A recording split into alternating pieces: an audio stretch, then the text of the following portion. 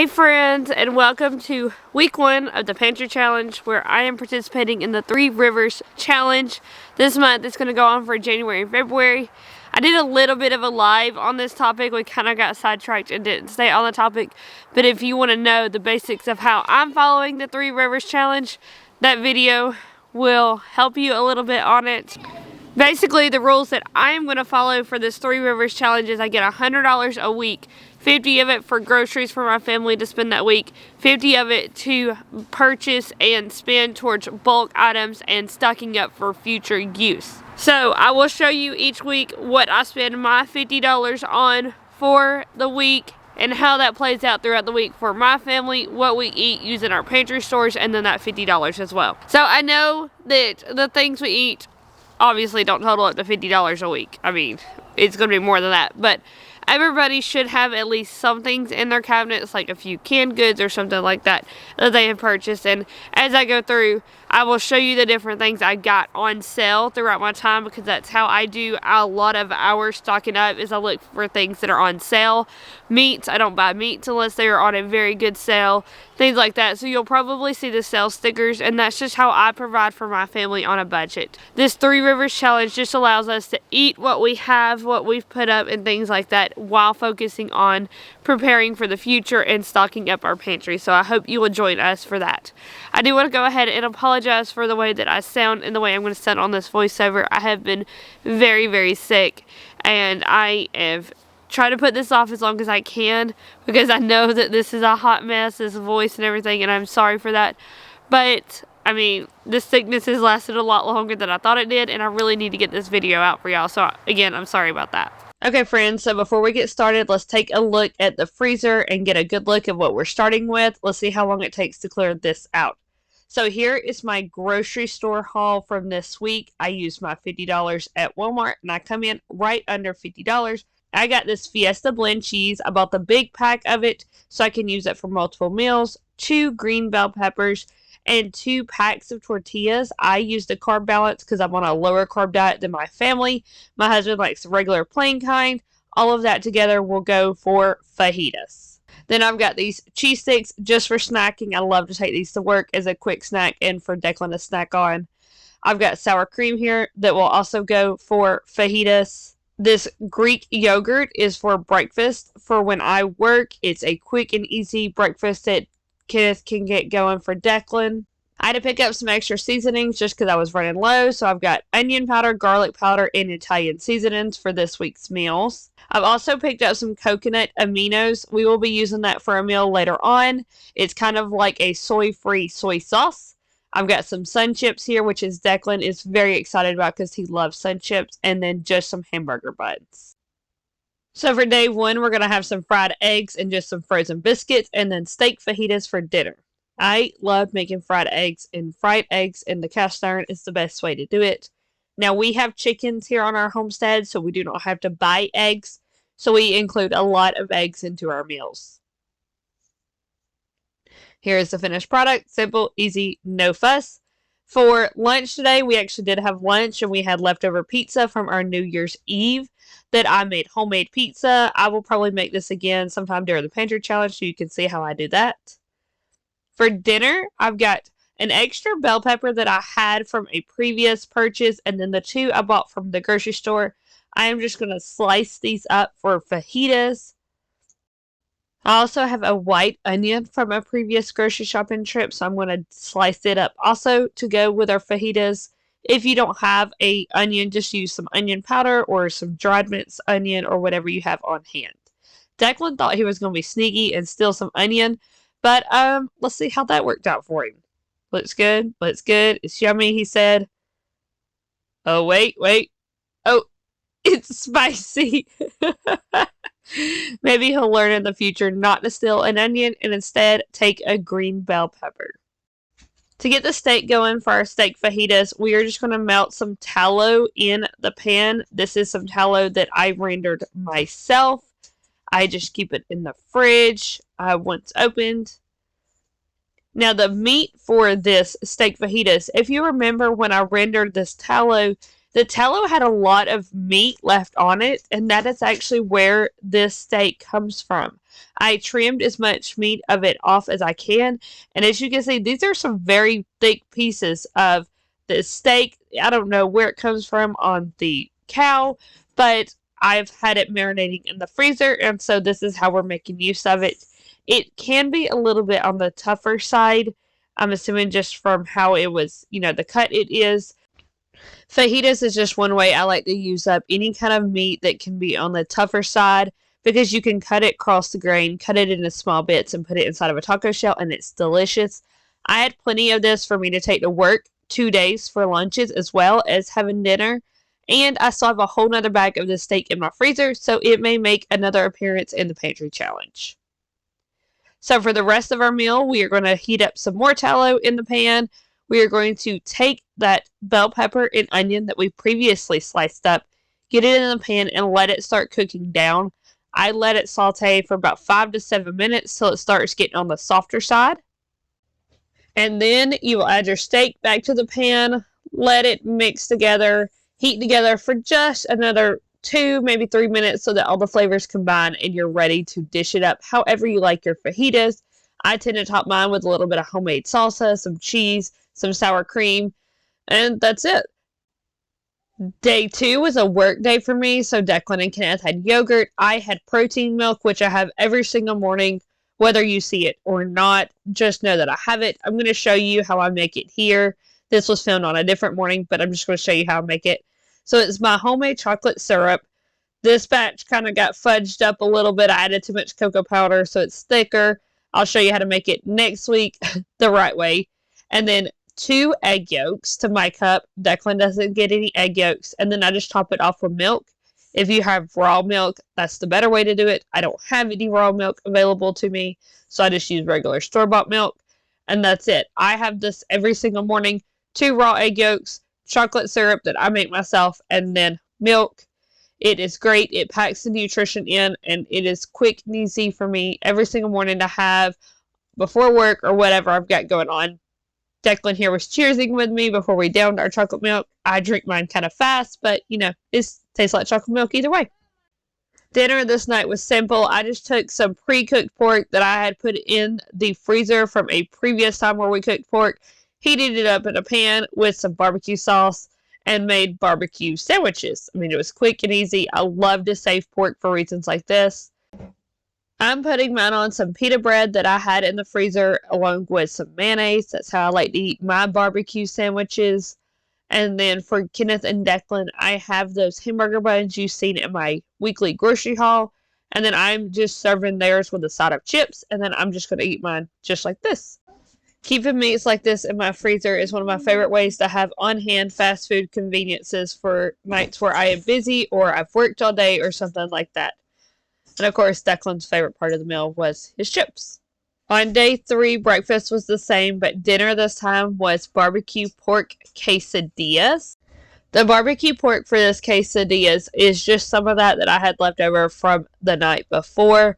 So this is the second meal I'm getting out of this pork that I had put up in the freezer from when I had found pork shoulder on sale for 99 cents a pound.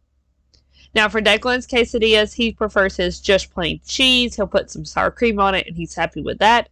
So that is what he's getting. 2 quesadillas that are plain cheese.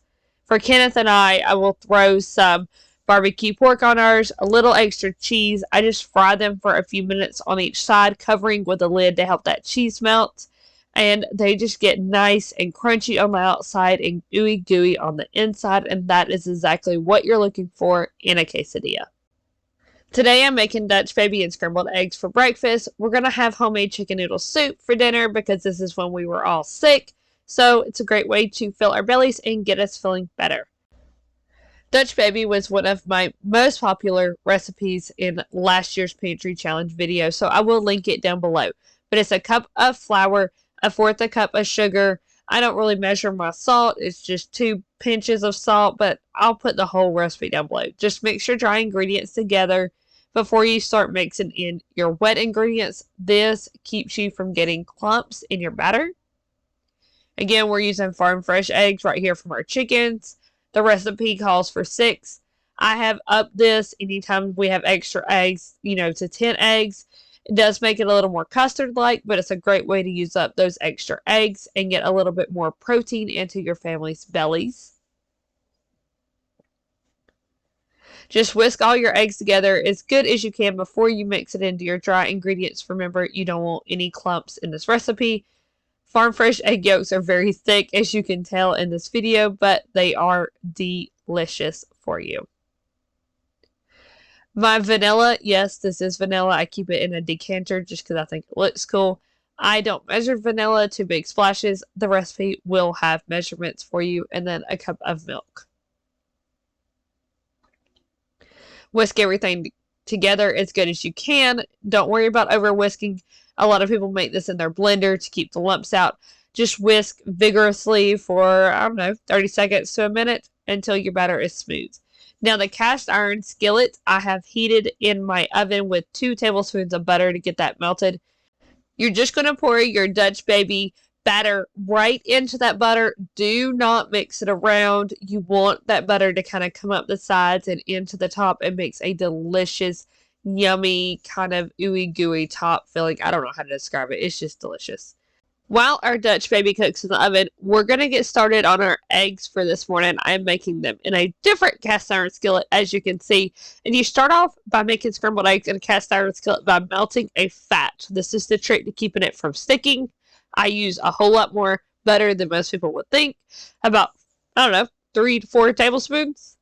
And then I let that get good and melted down. My cast iron skillet heated up before I pour my eggs in. And like I said, that is the trick to keep them from sticking. They work beautifully that way. Beautiful scrambled eggs. When you remove your Dutch baby from the oven, let it set for just a few minutes to kind of decompress. It gets, denser that way. It's delicious. Mine got a little brown on the sides, but it's okay. It was still yummy. My family enjoyed it.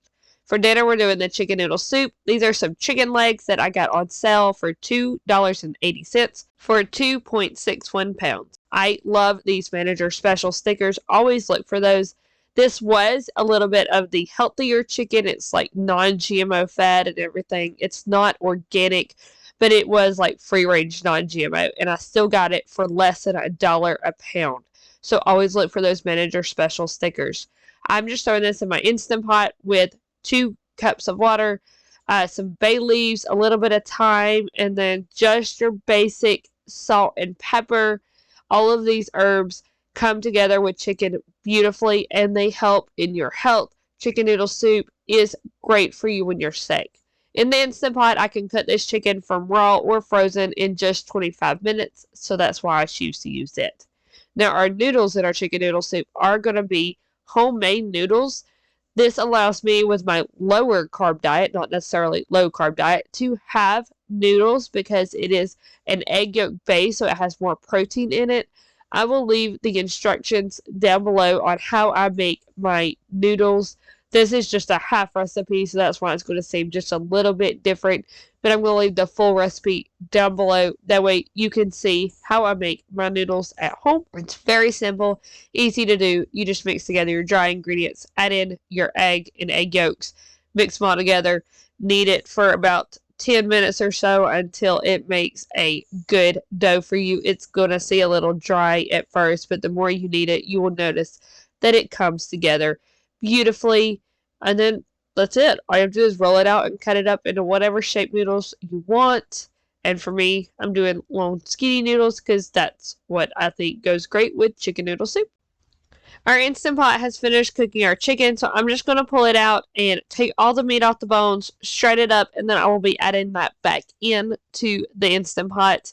By cooking the whole chicken leg in the Instant Pot with that plain water, it made its own bone broth, chicken stock, whatever you want to call it. So I'm not getting rid of any of that juice that I cooked this chicken in. That is staying in there in our chicken noodle soup to help flavor it.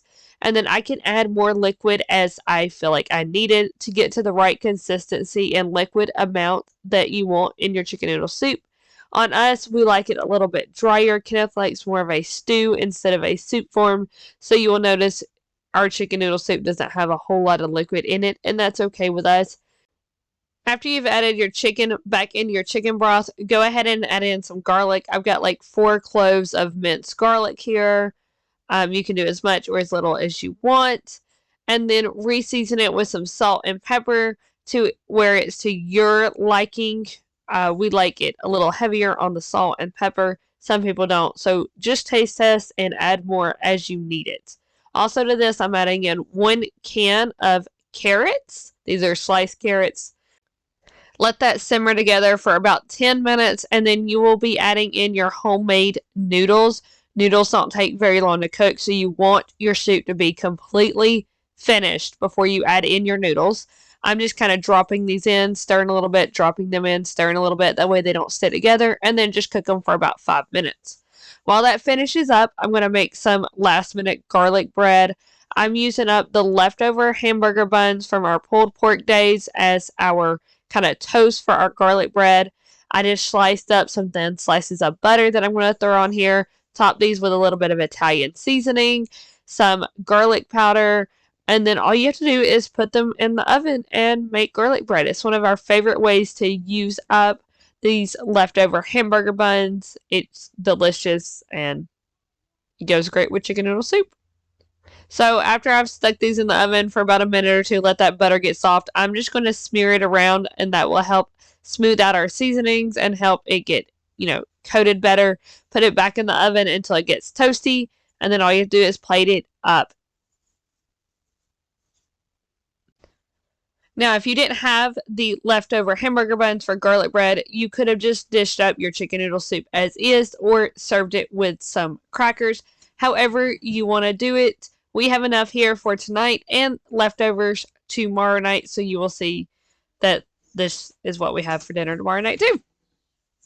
Anyways, tomorrow we won't have the garlic bread. We will just dish it out with crackers. I won't bore you with showing you how I reheat this. You just put it back on the stovetop and let it heat up. So for day 6, we did scrambled eggs for breakfast and that leftover chicken noodle soup for dinner. All you'll see is me doing scrambled eggs. Just kind of quick because you've seen it before. On the back, you will see I do have my elderberry syrup going. I have a previous video on how I make elderberry syrup, so I'm not going to go over that. I can link down below how I do my elderberry syrup, but I do this every time we are sick, and we take it throughout the cold and flu season. Declan takes it, I just tell him he needs to take it, and he takes it. It doesn't taste bad. It actually tastes really good, and nobody minds it. So if you're cold or sick, go ahead and start using elderberry syrup. It doesn't take long. It took about the time it took for me to scramble some eggs to make elderberry syrup. So I hope you enjoyed our quick and easy breakfast tutorial on plain eggs for breakfast. Yes, it is okay to have just plain eggs for breakfast. I make about a dozen for 3 of us. Day 7, I did plain grits and then scrambled eggs for breakfast. Grits are the easiest things to make. They only take a little. The ratio is 1 part grits to 4 part water. So adjust as you need for your family and then just add in butter. That's it. I do about 1 tablespoon of butter for about every half a cup of water. You don't have to do butter. You can do butter. Some people like sweet grits and add sugars. We just like ours with butter, salt, and pepper. Well, Kenneth and Declan, I'm not having grits. I'm just having scrambled eggs. But that is our plain and simple breakfast. I am, as you can tell, sick and have been sick throughout this video. So on day 7 here, I did not make dinner. We went out and had fast food. So this is all you will see to finish out our pantry meals. And of course, my protein milk on the side. So I had eggs and protein milk. Alright friends, so that's what we have eaten throughout the week. Like you've probably seen, we don't do a whole lot of lunches for our families. We'll do late breakfast and then dinners. I always have chocolate milk with 2 egg yolks in it every single morning, whether you've seen that or not. I will share my chocolate syrup recipe with you in the next video. It's not normally as thick as it was in this video. I just kind of messed up on my cocoa powder, so whatever. We're not going to let it go to waste. We get it used. Now if you're wondering where our last dinner was for Saturday night, I have been very sick, and Saturday with everything we had going on, I worked hard on the farm. Even though I was sick, we got goats moved, we did all kinds of things, bred rabbits and stuff, and I just didn't have the energy to do all of that and to cook dinner for my family. So the trade-off was I took $25 out of next week's budget to feed my family fast food. And, you know, that kind of cheated just a little bit. It'll make it very fun next week when I only have $25 to spend for the week on groceries, and then relying on what we have in our pantry as well to be able to eat for that week on this pantry challenge budget. I think we can do it, and it was one trade-off I was willing to make, just because sometimes when you're sick, things happen, and you can't always, you know, you just got to deal with it the best you can. So this was my way of dealing with it, and it's just what happened.